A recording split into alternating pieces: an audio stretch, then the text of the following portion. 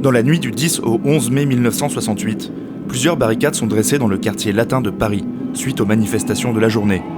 Elles seront aussitôt détruites par près de 6000 policiers. En utilisant la barricade pour marquer un rapport de force, les manifestants de mai 68 tentent d'établir un lien spirituel avec les barricades révolutionnaires et romantiques de 1830 et 1848, ou même celles de la Commune de 1871. La barricade est un objet particulier, symbole des luttes sociales et des révolutions, dont l'heure de gloire semble aujourd'hui révolue. Elle est désormais éternellement associée au XIXe siècle. Revenons donc sur l'histoire de la barricade en tant qu'objet de contestation, et observons comment elle est devenue un emblème marquant des révoltes populaires.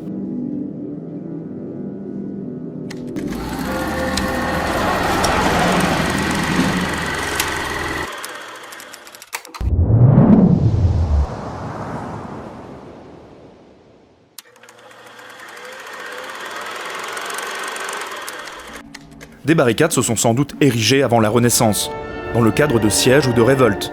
Mais la première trace du mot barricade apparaît en 1570, lors de la prise de Mont-de-Marsan, en pleine guerre de religion, dans les commentaires du chef de guerre Blaise de Montluc. Le terme est attesté en 1588, lors de la journée des barricades se déroulant à Paris. Les Parisiens, ultra-catholiques, se révoltent contre les mesures du roi Henri III, visant à autoriser des concessions aux protestants et interdire l'accès à la ville au duc de Guise, qui était le chef des ultra-catholiques. Les premières barricades se dressent spontanément place Maubert. Très vite, la ville est recouverte de ces barrières de fortune. Les barriques de sable ou de terre sont les éléments centraux de la structure, ce qui donne d'ailleurs le nom à la barricade. Mais elle est surtout composée d'objets disparates, de charrettes, de pavés, de meubles ou de poutres. Elle se dresse entre deux immeubles, bloquant ainsi la rue dans une logique d'opposition spatiale à l'autorité. C'est surtout son maillage qui permet aux insurgés de résister efficacement. Les troupes sont divisées et prises sous le feu roulant des tirs venant des immeubles et des barricades. Par nature défensive, quelques assauts peuvent parfois y être lancés. La stratégie militaire de l'époque s'efface devant ces techniques de guérilla, même si le terme est quelque peu anachronique. Cette forme d'insurrection est donc par nature populaire et urbaine. En 1588, les barricades sont victorieuses. Henri III quitte Paris. Plus de 50 ans plus tard, lors de la fronde parlementaire, le gouvernement devra également se soumettre aux 1200 barricades dressées à Paris le 26 août, suite à l'arrestation du conseiller Broussel. Ce qui marque à nouveau, c'est la rapidité avec laquelle les barricades s'érigent, dans un mouvement spontané de colère ou d'indignation, face à une décision gouvernementale. Un autre trait marquant est l'absence de chef clairement défini, et donc l'absence d'une vision d'ensemble. Ce dernier aspect, nous le verrons, sera par exemple fatal aux communards de 1871. Étrangement, la Révolution française ne verra pas de barricades s'élever. Un soubresaut des sans-culottes aura lieu le 1er prairial en Troie, le 20 mai 1795 pour faire plus simple. Des mauvaises récoltes et une grande misère poussent les sans-culottes à réclamer la Constitution de 1793, qui fixait le prix du maximum au pain, régulant un tant soit peu la spéculation et évitant de trop grandes famines. Cette mesure venait d'être supprimée. Le faubourg Saint-Antoine est barricadé par les insurgés sans culottes. Le gouvernement, après quelques flottements, reprend le contrôle en avançant méthodiquement, menaçant de tirer à coups de canon. Les barricades s'ouvrent devant l'armée. 36 rebelles seront condamnés à mort. La sans-culotterie, terreur de la bourgeoisie, est définitivement décapitée. Après l'épisode impérial, la Restauration s'ouvre timidement à un système représentatif. En 1827, un premier avertissement est adressé à Charles X, suite au triomphe des libéraux aux élections qu'il avait lui-même convoquées. Dans le quartier Saint-Denis, des jeunes gens jettent des pierres et dressent des barricades pour fêter les élections. La situation dégénère. Le gouvernement envoie la troupe et tire. Cet épisode peu connu annonce la révolution de 1830, qui naîtra à nouveau de l'opposition des libéraux au roi. Après avoir perdu les élections, Charles X use de son pouvoir de légiférer par ordonnance. Il dissout l'Assemblée, suspend la liberté de la presse, réduit le corps électoral. C'en est trop. Dès le 27 juillet, ouvriers, étudiants, jeunes, employés ou intellectuels se réunissent. La mort d'un homme provoque la colère de la foule. Le peuple s'arme, les barricades se dressent. Près de 4000 dans tout Paris selon Chateaubriand. Les troupes sont bloquées dans le maillage serré des rues. Mais parfois, lorsque le temps se suspend, des mouvements de fraternisation peuvent apparaître. C'est l'une des caractéristiques de cet objet de contestation. Elle permet un possible dialogue entre soldats et insurgés. La victoire populaire de 1830 va vite être récupérée par la bourgeoisie d'affaires, instaurant la monarchie de Juillet. Malgré tout, la charge symbolique insufflée par cet événement va marquer l'imaginaire collectif. La barricade fédère le peuple autour d'une lutte pour la liberté, l'égalité. Héroïsés, bourgeois et ouvriers se retrouvent autour de symboles communs, sur une barricade, dans un mouvement de basculement révolutionnaire. Le sens du sacrifice y est omniprésent, dans une volonté d'exaltation patriotique. Le thème d'une réconciliation possible entre les classes se retrouve plus marqué encore dans la représentation de la révolution de février 1848. Le pont entre ces deux révolutions éternellement associées aux barricades témoigne de l'évolution politique de la France. À l'association combattante des classes de 1830 succède l'Union sociale et républicaine de 1848. Cette révolution de février 1848, dernière de ce type victorieuse, va vite être déçue par un reversement rapide de la situation politique, en juin de la même année.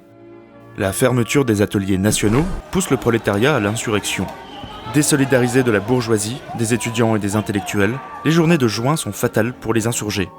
Cantonnés à un rôle défensif à l'est, près des manufactures, là où la révolution de 1848 avait réussi à s'étendre à l'ouest, la révolte aboutira à un massacre. Certains évoquent 10 000 morts. La carte des barricades nous éclaire aussi sur le profil des révolutionnaires. La construction d'une barrière de ce type est le travail d'habitants du quartier, qui se connaissent et se fréquentent.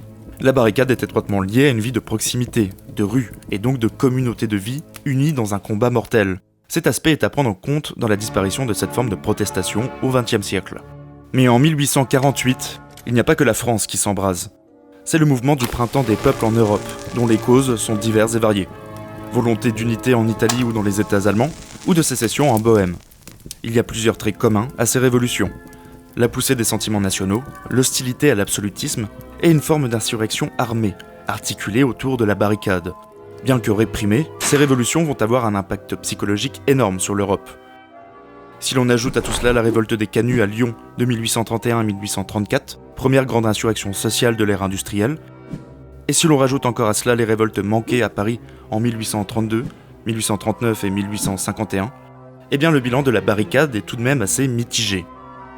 Cette question intéressera un révolutionnaire marquant du XIXe siècle, Auguste Blanqui, qui théorisera la bonne utilisation de la barricade dans ses instructions pour une prise d'armes en 1866. Blanqui ne participera pas à la Commune de Paris, arrêtée rapidement par Adolphe Thiers, mais ses disciples en feront partie. La Commune de Paris, pour petit rappel, voit l'insurrection du peuple parisien face au gouvernement de Thiers, réfugié à Versailles, mais aussi face à l'envahisseur prussien, avec qui un armistice venait d'être signé. Isolée et organisée de manière assez confuse, divisée en plusieurs tendances, la commune ne va pas faire le poids face au rouleau compresseur versaillais. Une commission des barricades est tout de même créée en avril 1871. Des barricades forteresses sont construites et une ligne faisant le tour de la ville également. Les Versaillais, bien plus nombreux, écrasent les barricades érigées à la hâte. La physionomie de la ville, bouleversée par les travaux haussmanniens et le percement de grands boulevards, réduit les possibilités de combat des insurgés. Sans réel chef et stratégie militaire, la commune est écrasée. Les barricades de la Semaine sanglante, immortalisées par les premières photographies, deviennent alors un vestige d'une révolte politique brutalement réprimée. Il faudra attendre un siècle pour voir une forme de contestation politique similaire, avec mai 68, mais la barricade n'y trouvera qu'une place symbolique. Le XXe siècle va tout de même voir une multiplication de cette technique de guérilla urbaine, mais plus diffuse, adaptée à des contextes plus particuliers.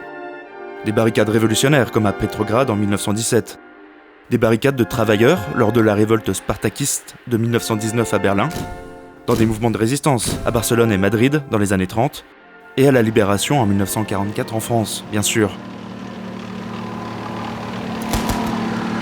Et même des barricades érigées par des partisans de l'Algérie française en 1960. Aujourd'hui, les barricades peuvent réapparaître ponctuellement, mais se manifestent le plus souvent par d'autres moyens, à travers des opérations de blocage de flux routiers par exemple. L'objet reste aujourd'hui symbolique, associé aux révolutions du XIXe siècle, figé dans les tableaux romantiques de Delacroix ou de Courbet, ou sublimé par les vers de Victor Hugo. Les formes de contestation ont évolué.